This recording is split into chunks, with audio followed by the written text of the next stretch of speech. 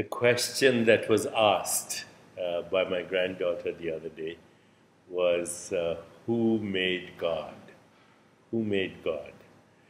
So a little while ago, I was with a cosmologist friend, Joel Primack. He's one of the authors of the double dark theory of matter. And I asked him the same question, but in scientific terms. I asked him, what happened before the Big Bang and what caused the Big Bang? And this is what he told me, and it is a very interesting thing. First of all, he told me that the way science is done in cosmology is that scientists or cosmologists take mathematical laws, the laws of physics, feed them into computers, they feed the scientific theories they have into computers, and then they make observations through super telescopes and ultimately see if they validate their the observations validate their theories. So they check the validation of their theories through observation. It's a loop. So the loop is theory in consciousness, experiment design in consciousness, and then observation in consciousness as well, with the extensions of our senses, which are supercomputers. So with this, we can now see the background radiation, the microwave radiation that's coming to us from all sides, and that began after the Big Bang.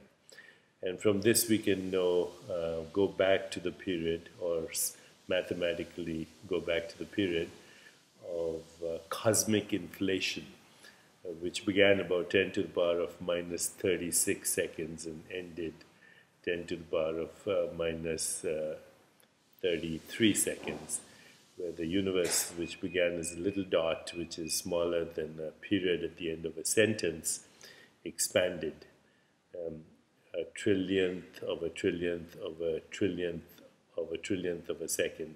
It doubled in size exponentially.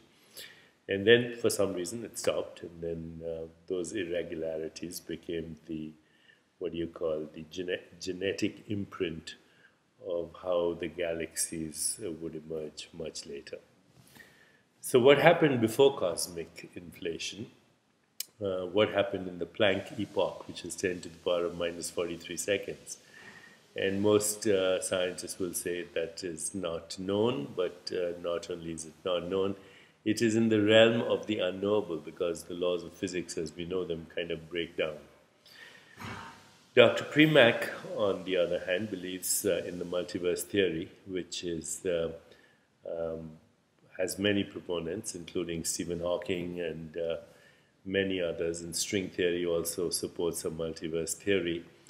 And he supports the view of Andre Linde, who says that there are two realms of being, two realms of existence. One is space-time, and the other is something called eternal inflation. So think of a cosmic Las Vegas, where slot machines are spinning off into the air or tossing into the air these coins. And every time the coin lands back as the heads up, it doubles in size. Every time it lands back tails, it halves in size. And if you have a series of tails going on endlessly, then of course the coins start getting smaller and smaller and smaller till they reach Planck size. And there's a grating in the floor of the cosmic Las Vegas through which this quantum fluctuation escapes and spins off into a universe, leading to cosmic inflation.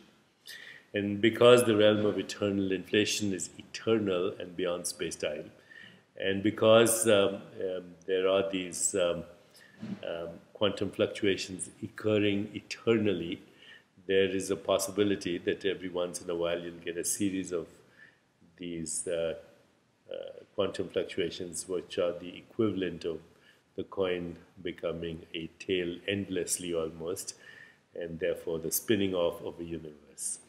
And because, again, it is happening eternally, every once in a while, a universe spins off. But these universes are so far apart in space-time from each other that we'll never know them. So eternal inflation is at present a metaphysical theory based on